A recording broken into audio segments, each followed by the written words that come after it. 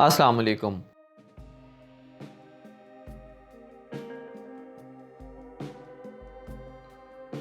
Microsoft word और Microsoft Excel को मुकम्मल करने के बाद आज से हम स्टार्ट कर रहे हैं Microsoft power point. Microsoft power point एक बहुत ज़बरदस्त टूल है और इसका इस्तेमाल बहुत ज़्यादा आजकल हो रहा है। अगर हम स्कूल लेवल पे देखें तो हमारे टीचर्स माइक्रोसॉफ्ट पावर पॉइंट में प्रेजेंटेशंस बना के अपने स्टूडेंट्स को कंसेप्ट समझाने की कोशिश कर रहे हैं। अगर हम यूनिवर्सिटी लेवल पे देखें तो हमारे स्टूडेंट्स अपना तमाम काम पावर पॉइंट पे प्रेजेंटेशन बना के सबमिट कर रहे हैं। इसी तरह बिजनेस में पावर पॉइंट का इस्तेमाल बहुत ज़्यादा है।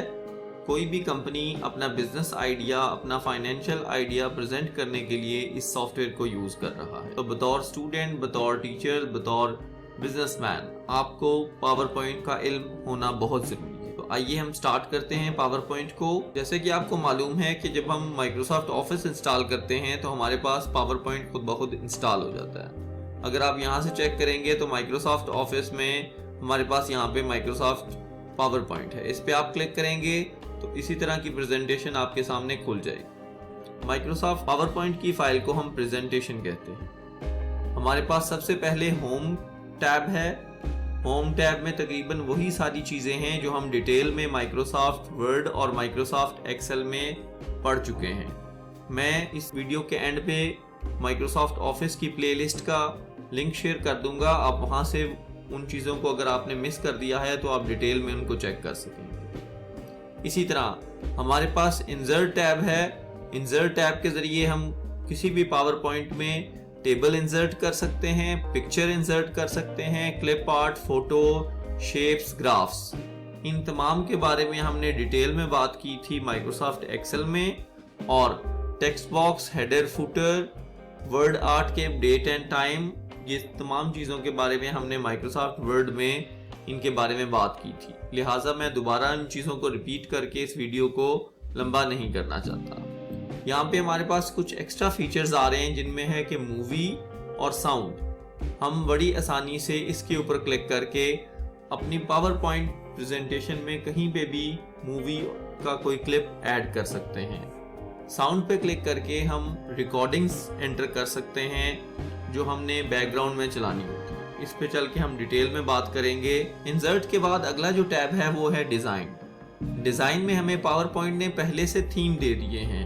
थीम आपको पता है कि जो ही हम कोई थीम अप्लाई करते हैं उससे क्या होता है कि हमारे पूरे background, font colours, everything change हो जाती है। फ़र्ज़ कर लें मैं यहाँ पे एक थीम इसको सिलेक्ट करता हूँ, तो जो ही मैंने इसको सिलेक्ट किया आप देख सकते हैं कि ये हमारी पावर पॉइंट का पहला पेज है, फ्रंट पेज है और ये इस कलर में हो गया है। आप यहाँ से सिलेक्ट करते हुए तमाम थीम्स को बारी बारी चेक करेंगे ताकि आपको पता हो कि पावर पॉइंट में जो बिल्ट इन थीम्स हैं वो कौन कौन से हैं। जैसे यहाँ पे मैं लिखता हूँ कि welcome to video lecture of Microsoft PowerPoint. और यहाँ पे नीचे सब टाइटल में मैं अपनी मर्जी से कुछ भी लिख देता हूँ। जैसे मैं लिख देता हूँ जी क्रिएटेड बाय, अपना नाम लिख देता हूँ मोहम्मद उमर अब्दुल्ला। अब जैसे हमने माइक्रोसॉफ्ट वर्ड में देखा था कि हमारे पास शॉर्टकट कीज़ हैं फ़ॉन्ट को बड़ा करने की, छोटा करने की। जैसे मैं इसको यहाँ पे सिलेक्ट करूँगा। सिलेक्ट करने के बाद होम पे जाके यहाँ से मैं इसका फ़ॉन्ट साइज़ बड़ा छोटा कर सकता हूँ, आपको पता है। लेकिन अगर यही काम मैं शॉर्टकट कीज़ के साथ करना चाहता हूँ तो वहाँ पे हमारे पास शॉर्टकट कीज़ थी control bracket start, control bracket close. लेकिन यहाँ पे हमने कंट्रोल शिफ्ट और ग्रेटर देन साइन प्रेस करते जाना है। इससे हमारा फॉन्ट साइज बड़ा हो जाएगा। और control shift less than sign हम प्रेस करते जाएंगे, उससे हमारा फॉन्ट साइज छोटा हो जाएगा।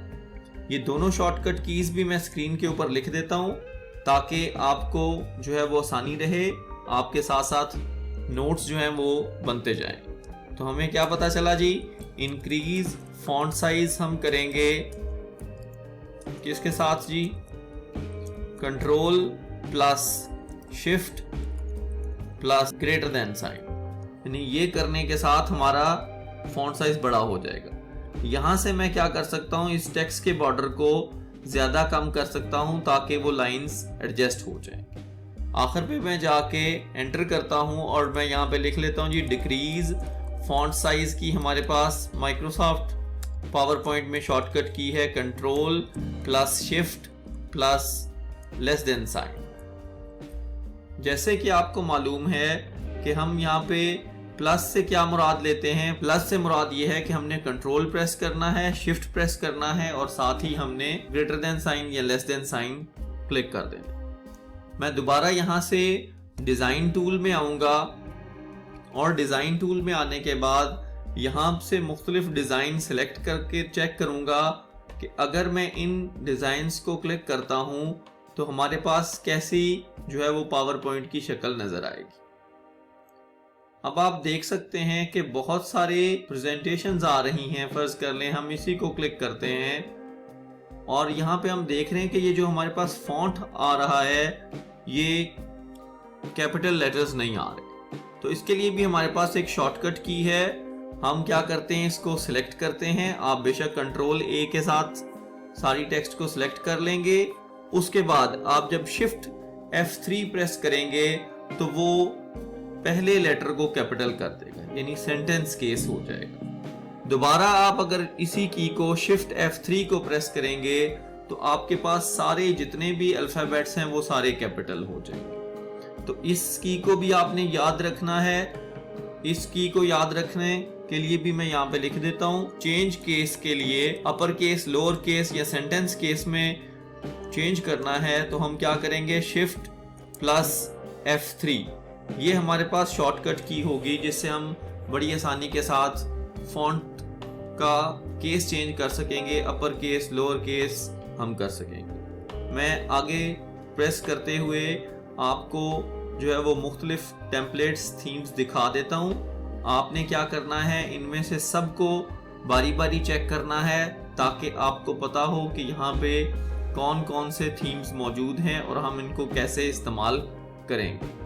उसके मुताबिक आपकी तमाम जो है वो चीज़ें एडजस्ट हो जाएंगी।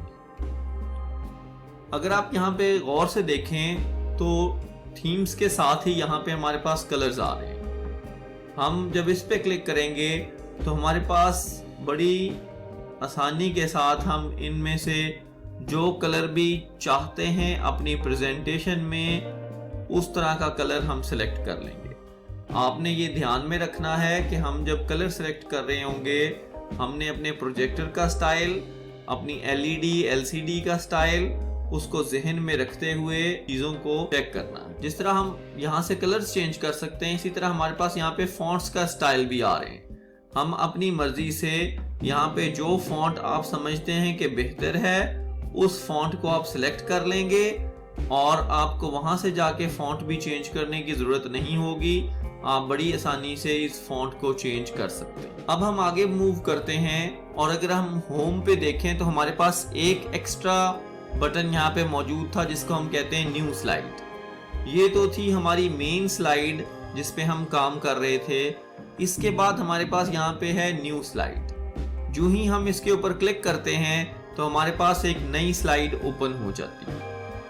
अब न्यू स्लाइड को हम टाइटल दे सकते हैं। जैसे हम यहाँ पे इसका टाइटल दे देते हैं जी, ये हमारे पास टाइटल में आ जाती है जी न्यू स्लाइड। और यहाँ पे हमारे पास शॉर्टकट की भी मौजूद है। आप में से कोई गेस कर सकेगा जी क्या? Control N। अगर मैं कंट्रोल N प्रेस करता हूँ तो वो दरअसल मुझे एक नई प्रेजेंटेशन खोल के दे देता है, एक नई फाइल खोल के दे देता है। हमने नई फाइल ओपन नहीं करनी बल्कि हमने एक नई स्लाइड इंसर्ट करनी है। तो इसके लिए हमारे पास शॉर्टकट की है control plus M। Control M जब हम प्रेस करते हैं तो हमारे पास एक नई स्लाइड ओपन हो जाती है। जैसे आप देख सकते हैं कि यहाँ पे हमारे पास स्लाइड पेन है नॉर्मल व्यू में। यहाँ पे हमारे पास स्लाइड्स आ रही होंगी और यहाँ पे जो हम उन स्लाइड्स पे काम कर रहे होंगे वो आ रहा होगा। हम यहाँ पे किसी भी स्लाइड पे क्लिक करके उसके ऊपर काम कर सकेंगे।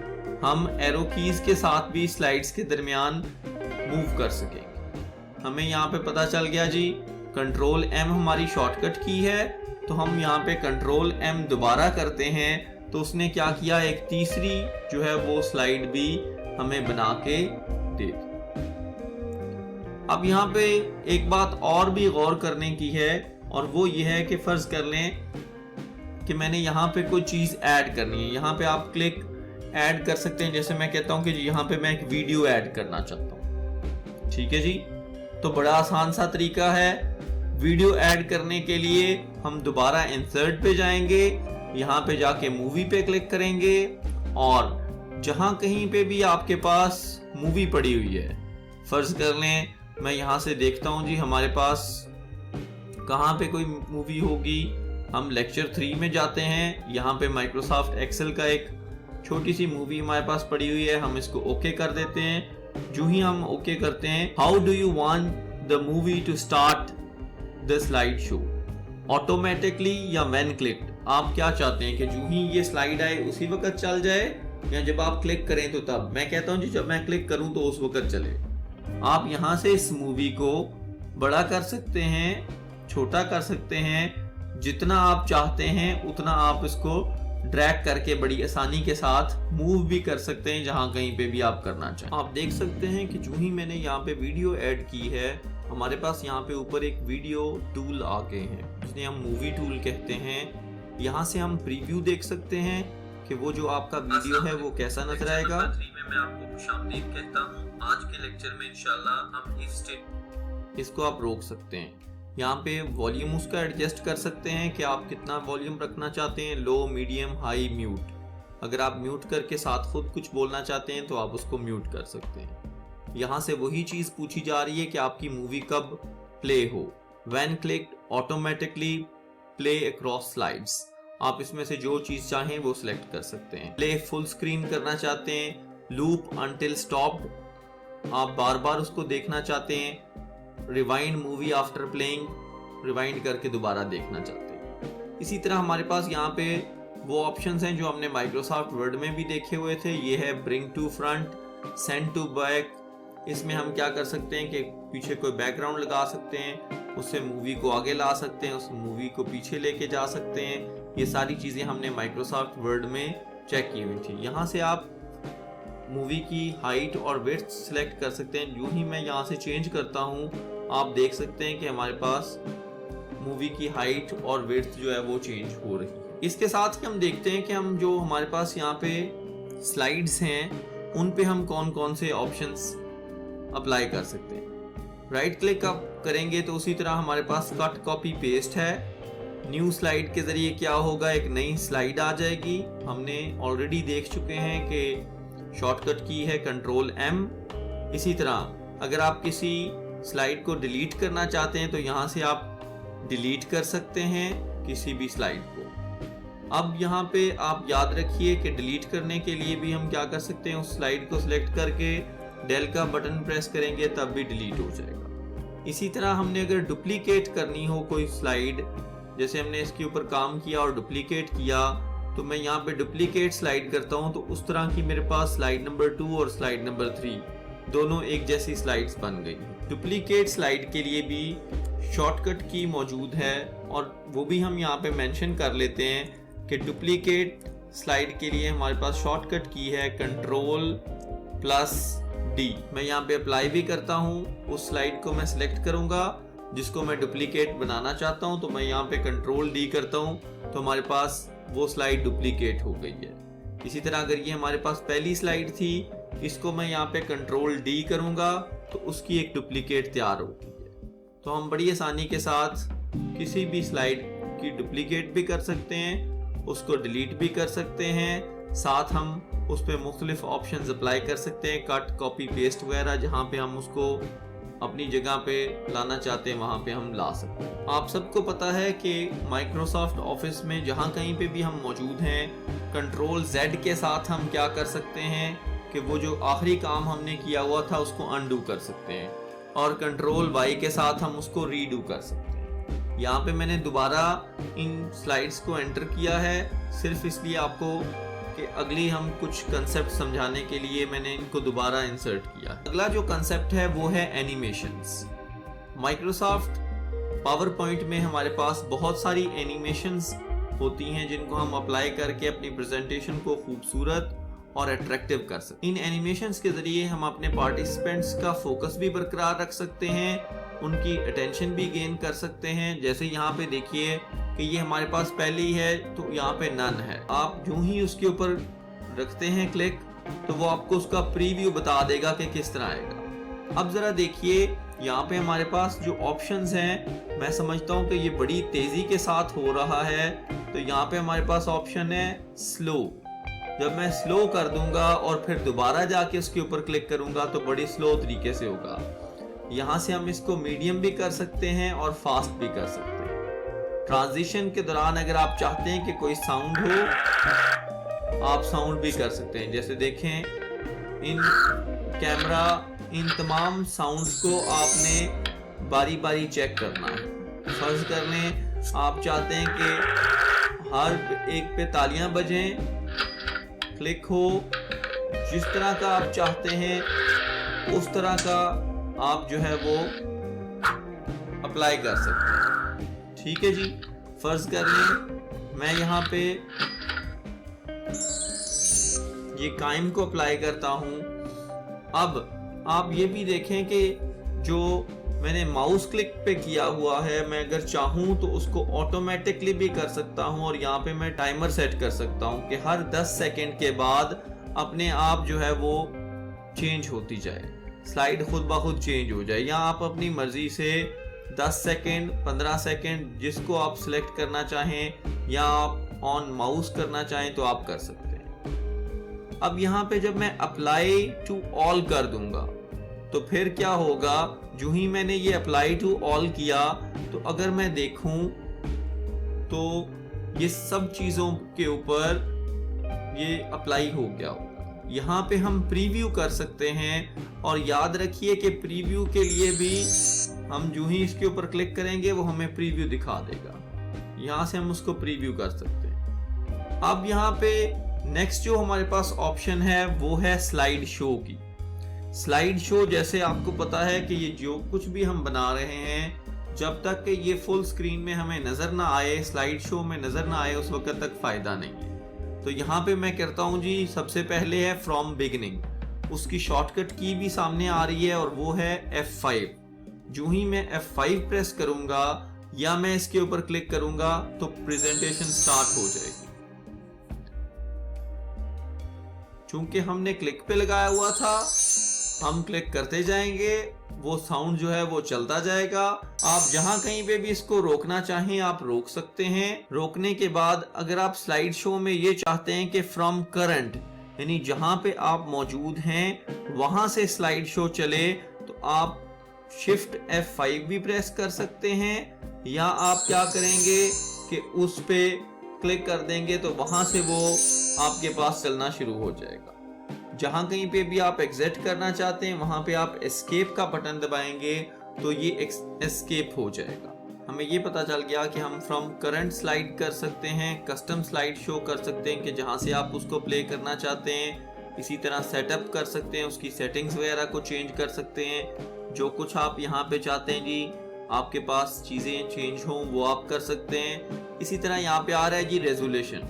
आप रेजोल्यूशन में जाके जिस तरह की आपका करंट प्रोजेक्टर की सेटिंग्स हैं 800x600, 1024x768 या जिस तरह की आपकी LED वगैरह की रेजोल्यूशन है आप उस तरह सेट कर सकते हैं। आमतौर पे ये 640x480 रहती है। हम अगर एनिमेशंस में जाके देखें तो हम अपनी मर्जी के साथ हर एक पे अलग-अलग एनिमेशन भी लगा सकते हैं। जैसे इस स्लाइड पे मैंने और एनिमेशन लगाई, इस स्लाइड पे मैंने और एनिमेशन लगाई और इस स्लाइड पे मैं चाहता हूँ कि और एनिमेशन लगाऊं। आपने अब क्या करना है कि इन तमाम एनिमेशंस को बारी बारी चेक करना है ताकि आपकी प्रैक्टिस भी हो, आप बहुत अच्छी प्रेजेंटेशंस बना सकें। इसी तरह स्लाइड व्यू के बाद आगे हमारे पास आ जाता है ये रिव्यू। आप सबको पता है कि हम इसमें स्पेलिंग एंड ग्रामर चेक कर सकते हैं F7 के साथ। इसी तरह हमारे पास एक और ऑप्शन होती है जिसको हम कहते हैं थिजार्स। थिजार्स क्या होते हैं? थिजार्स ये होते हैं जिसमें हम बड़ी आसानी से किसी भी लफ्ज का मतलब देख सकते हैं। एक्चुअली ये हमारे पास समझें कि डिक्शनरी होती है। जैसे मैंने यहाँ पे डुप्लीकेट सेलेक्ट किया और यहाँ पे मैं थिजार्स पे गया, शिफ्ट F7 प्रेस करके भी थिजार्स ओपन कर सकते हैं। तो वो मुझे बता रहा है कि दरअसल डुप्लीकेट का मतलब होता है copy, photocopy, carbon copy, replacement, second copy, spare, reproduction, replica, ये सारे उसके सिनोनाइम बता रहा है और इसका एंटोनाइम यानी मुतजाद होता है ओरिजिनल। हम पावर को सिलेक्ट करते हैं। हम पावर को सिलेक्ट करके शिफ्ट F7 प्रेस करते हैं तो वो मुझे बता रहा है यहाँ पे थिजार्स में कि पावर दरअसल अथॉरिटी होती है, कंट्रोल होता है, इन्फ्लुएंस होता है, सुप्रीम, रूल, कमांड, ये सारी चीजें होती हैं। आप इसका भी इस्तेमाल करें ताकि आपकी जो लैंग्वेज के प्रॉब्लम्स हैं उनको आप हल कर सकें। ये सारी चीजें हमने माइक्रोसॉफ्ट वर्ड में भी देखी हुई थी। रिव्यू के बाद हमारे पास जो नेक्स्ट ऑप्शन आ रही है वो है व्यू। यहाँ पे ये हमारे पास नॉर्मल व्यू है जिसमें हमारे पास इस तरफ प्रेजेंटेशंस की स्लाइड्स आ रही हैं और यहाँ पे हमें वो वर्किंग दे रहा है। अगर हम सिर्फ स्लाइड सॉर्टर कर देंगे तो हमारे पास यहाँ पे इस तरह आ जाएगा। नोट्स पेज कर देंगे तो हमारे पास ऐसे आ जाएगा। आप ये भी याद रखें कि हमारे पास हर प्रेजेंटेशन पे हम नीचे यहाँ पे नोट्स एंटर कर सकते हैं। नोट्स वो होंगे जो हम अपने लिए या किसी और रीडर के लिए एंटर कर रहे हैं। मसलन आपने यहाँ पे एक वीडियो डाली हुई है और आप चाहते हैं कि मैं इसके बारे में नोट्स नीचे डाल दूं ताकि सबको पता चल जाए, तो आप यहाँ पे लिख सकते हैं कि it's an introduction about Microsoft Excel. हमने माइक्रोसॉफ्ट एक्सेल की जो है वो वीडियो डाली थी तो हम यहाँ पे लिख देंगे माइक्रोसॉफ्ट एक्सेल। या फिर आप क्या करेंगे, यहाँ पे उसका यूट्यूब का लिंक डाल देंगे ताकि अगर किसी वजह से वो वीडियो प्ले नहीं हो रही तो वो बंदा यहाँ से लिंक पे क्लिक करके वीडियो जो है वो प्ले कर सके। तो ये हमारे पास नोट्स भी बड़े अहम होते हैं व्यू के अंदर। इसी तरह हम यहाँ पे स्लाइड शो देख सकते हैं। आपको पता है हम पहले भी देख चुके हैं F5 के साथ। इसके साथ साथ हमारे पास यहाँ पे रूलर्स आ रहे होते हैं। आप किसी भी प्रेजेंटेशन पे मौजूद हैं, आप चाहते हैं कि साथ रूलर्स आए, वो आपको रूलर्स दिखा देंगे।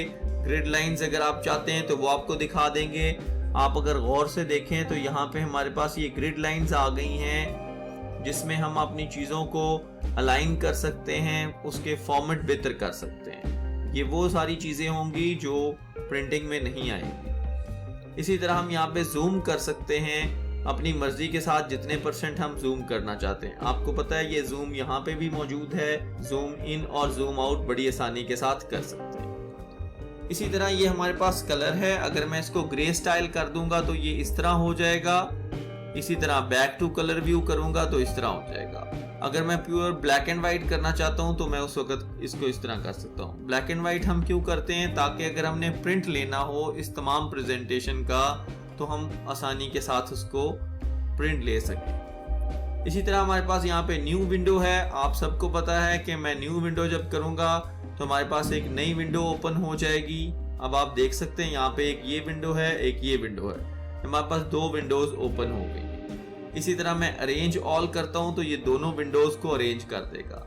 कैस्केड में करूँगा तो इस तरह करके अरेंज कर देगा। Move, split, switch to windows, presentation 1, presentation 2 हम बड़ी आसानी के साथ कर सकते हैं। जिस तरह हमने माइक्रोसॉफ्ट एक्सेल में सीखा था कि हम मैक्रोज बना सकते हैं, इसी तरह हम माइक्रोसॉफ्ट पावर पॉइंट में भी मैक्रोज बना सकते हैं। उसकी डिटेल में मैं अब नहीं जा रहा, इस वजह से कि हमने डिटेल में माइक्रोसॉफ्ट एक्सेल में सीख लिया था। मैक्रोज दरअसल जो हमने काम किए होते हैं उनको रिकॉर्डिंग के लिए हम यूज करते हैं। इसी तरह यहाँ पे मैं आपको मुख्तलिफ प्रेजेंटेशन ओपन करके दिखाता हूँ। तो अब आप देख सकते हैं कि यहाँ पे सबसे पहले ये एक पिक्चर है जो मैंने इंसर्ट की हुई है, बिस्मिल्लाहिर्रहमानिर्रहीम। अगर मैं सेकेंड स्लाइड पे आता हूँ तो यहाँ पे ये सारा टेक्स्ट बॉक्स है जिसको मैंने आप चेंज कर सकते हैं। इसी तरह ये नेक्स्ट है, हम इसके ऊपर जो भी आपको पता है कि हमारे पास फॉर्मेट में वो सारे टूल्स आ रहे होते हैं, हम अपनी मर्जी से इन टूल्स के साथ चेंज कर सकते हैं। ये सारे काम हम माइक्रोसॉफ्ट वर्ड में कर चुके हैं, इसलिए मैंने इनको दोबारा रिपीट नहीं किया। अब अगर ज़रा देखें आप, मैं इसको F5 प्रेस करता हूँ तो हमारे पास ये प्रेजेंटेशन आ गई। उन्हीं एनिमेशंस में से मैंने एनिमेशन लगाई हुई है, मैंने जो ही क्लिक किया तो ये हमारे पास सेकंड आ गई। मैं प्रेजेंटेशन को क्लिक पे रखता हूँ ताकि उनके मुतालिक बात करता जाऊँ और फिर आगे हम मूव करते हैं। अब अगर आप गौर से देखें तो यहाँ पे इसकी जो स्लाइड्स हैं वो हैं 58। डिजाइन में जाके किसी वक्त भी इस प्रेजेंटेशन के डिजाइन को चेंज कर सकते हैं, थीम को चेंज कर सकते हैं। ये सारी चीजें हमने इन डिटेल डिस्कस की। इसके साथ ही मैं यहाँ पे एक और प्रेजेंटेशन आपको दिखाना चाहता हूँ और वो है प्लान योर डे। ये वीडियो भी मेरी YouTube के चैनल पे मौजूद है, आप इसको देख सकते हैं। अब हमने इस पावर पॉइंट प्रेजेंटेशन में उर्दू लिखी हुई। हम माइक्रोसॉफ्ट वर्ड में उर्दू कैसे लिखते हैं इसकी वीडियो भी आपके पास मौजूद है मेरे चैनल पे। आप इसको डिटेल से देख सकते हैं कि हम पाक उर्दू इंस्टॉलर इंस्टॉल करते हैं और यहाँ से हम उर्दू इंग्लिश में दोनों में आसानी के साथ लिख सकते हैं। अगर आप गौर से देखें तो यहाँ पे मैंने इनके ऊपर हर एक के ऊपर एनिमेशन लगाई हुई है। अब मैंने एनिमेशन भी ऑन माउस क्लिक रखी हुई है और यहाँ पे एनिमेट में जाके मैंने उसको कर दिया है कि सिर्फ फेड चलाओ। और फेड कैसे चलाओ? By first level paragraph. जो मैं इसके ऊपर क्लिक करता जाऊंगा, देखें जरा, जो ही मैंने इसको F5 से रन किया तो यहाँ पे व्हाइट स्क्रीन होगी। व्हाइट स्क्रीन जो है वो जब तक मैं फर्स्ट क्लिक नहीं करूंगा उस वक्त तक डेट नहीं आएगी। फिर मैं फर्स्ट क्लिक करता हूँ तो एक लाइन आ जाती है क्योंकि मैंने जो है वो उसकी पार्टीशन करनी है। इसी तरह अब यहाँ पे हमने एक बात और भी ये सीखनी है कि जहाँ कहीं पे भी आप प्रेजेंटेशन दे रहे होंगे तो आप अगर चाहें कि मैं उस चीज को रोक दूं या उस स्क्रीन को वाइट कर दूं तो आप वहीं पे W प्रेस कर देंगे तो वो पूरी जो स्क्रीन होगी प्रोजेक्टर की या आपकी LED की वो वाइट हो जाएगी। और अगर मैं चाहता हूं कि मैं अपनी स्क्रीन को ब्लैक कर दूं तो आप B प्रेस कर देंगे तो B से क्या होगा कि वो आपकी जो स्क्रीन है वो ब्लैक हो जाएगी। मैं दोबारा इसको अगर W प्रेस करूंगा तो वाइट हो जाएगी और B प्रेस करूंगा तो ब्लैक हो जाए। इसी तरह अगर मैं ये चाहता हूं कि ये जो मेरी प्रेजेंटेशन बनी हुई है ये एक्चुअली ऑटोमेटिक है, यानी मैंने यहाँ पे टाइम पे लगाई हुई है कि हर 5 सेकंड के बाद एक चीज चल जाए, लेकिन मैं कहीं पे रोकना चाहता हूँ तो आप S प्रेस करेंगे। S से क्या होगा कि वो प्रेजेंटेशन वहीं पे रुक जाएगी, यानी स्टॉप हो जाएगी, और दोबारा फिर आप S प्रेस करेंगे तो वो स्टार्ट हो जाएगी। यानी हमने यहाँ पे W के साथ व्हाइट स्क्रीन कर लेनी है, ब्लैक D के साथ कर लेनी है, वहां पे स्टार्ट और स्टॉप जो स्क्रीन है वो हम करेंगे S के साथ। मुझे उम्मीद है कि आपको ये वीडियो अच्छी लगी होगी। अगर आपको ये वीडियो यूजफुल लगे तो अपने दोस्तों के साथ, अपने स्टूडेंट्स के साथ इसको शेयर करें। मेरे चैनल को भी सब्सक्राइब करें ताकि इस तरह की और वीडियोस मैं अपलोड करता रहूं। Thank you very much.